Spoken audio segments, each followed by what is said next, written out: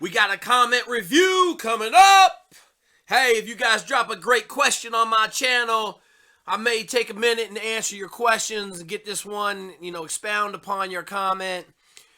Right here, my guy, Mr. James George. I don't know if I'm saying that right, brother. You know this is the English language, and you asking me to read comments and then do my little thing on them. It's always sketchy, brother. It's always sketchy. Right on the money. Everybody in my platoon was divorced. Let that sink in. Everyone in my platoon was divorced. Marriage and the Army doesn't mix.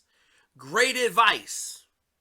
I know you guys kind of bang me sometimes because you think I live out there in the draconian state. But let me tell y'all, folks, this dude right here is spot on. There was a couple guys in my platoon that had already been married twice and they were E5s. There was guys at my command that were married to somebody else's wife in the SEAL teams. There was a commander raising another commander's kids in the SEAL teams. So let me just get this straight with you. The time away from home is epic. And they sit at home and worry that you're going to get killed all the time. So you got to understand that, like, at the root of everything that we're telling you, it's hard to hold a marriage together when you're gone 330 days a year, albeit in a training cycle, albeit in a damn deployment. You're gone a lot.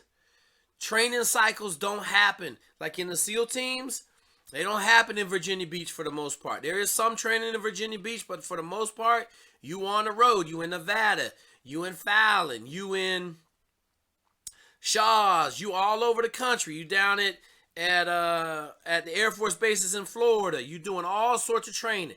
Then you got the schools that you go to. Sniper school. Dive soup school is in Norfolk. But you got a bunch of schools that you got to travel for. Okay? All of that equates to time away from family. And here's the other thing that I don't think that we've hit on just hard enough yet that I want everybody to understand. Your wife married you because you're a savage.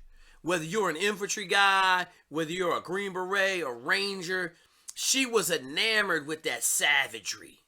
Okay? And the one thing that I think everybody discounts, everybody thinks that their shit is so hot that no one will ever look somewhere else. But what you fail to understand is at a SEAL command with 200 SEALs, there's at least 3 or 4 guys that look just like you, got your same moxie, got that same kind of swagger. And like I always say to my midshipmen at the Naval Academy, it's the same exact formula. So I never let the midshipmen come over to my house when my wife was around. Okay? Just don't do it. That's one of the rules that I play by.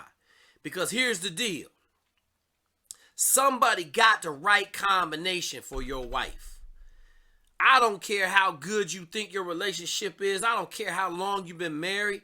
Somebody got the right combination to unlock that safe. And trust me on this one. The guys going out on them front lines in dark with guns to protect our freedom are some of the baddest mofos in the world.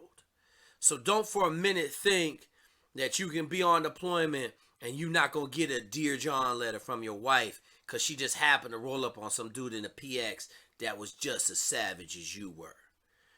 All these people with families, let me tell y'all something, man.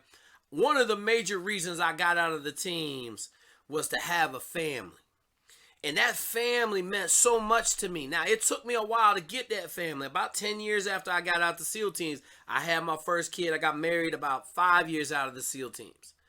Okay, but now that I got 3 boys and a wonderful wife, if I went on deployment or I did a workup right now, I would be missing 18 to 24 months of their life. But more important, I'd be missing their development. I need to be here to have my hands on my boys so I can help craft them the way I want them to be when they grow up. Trust me on this one.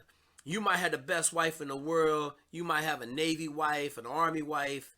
But at the end of the day, young men need men to craft them into savages. So, Put that on top of the fact that you ain't never there for your wife. Now you doing deployments. Now your kids is growing up by themselves. Not a good look, partner. I'm going to leave y'all with this one. I got a couple bubbas in the SEAL teams, man, who got 20-year-old kids roughly now that won't even speak to them, man. One of my guys tells the story. His son at 16 told him, "Dad, I don't ever want to see you again. You haven't been to one of my birthdays that I can ever remember." Think about that. Let that sit in. Now, we were at war chewing it up. Okay, we were doing what we had to do. I'm not down on it at all, because that man right there protected our freedom. But I want you to think of the pain that he got to live with for the rest of his life when his 16-year-old son told him, "I don't want to talk to you anymore, Dad, ever. You never made one of my birthdays, ever." Okay, I'm going to leave you with that. Let that sink in. As always, hey, Mr. James Jorg, thank you for the added value to the channel. Great comment. I just hope you guys understand just how much gravity there is around trying to go bang in the military with a family. You're going to end up divorced. You're going to get a Dear John letter. It's just not going to be a good look. But at the end of the day, think about, does your family deserve you going into service? Hey, as always, if you like this video, smash the subscribe button. If you love it, share it with your friends. And bring that fire and funk every day.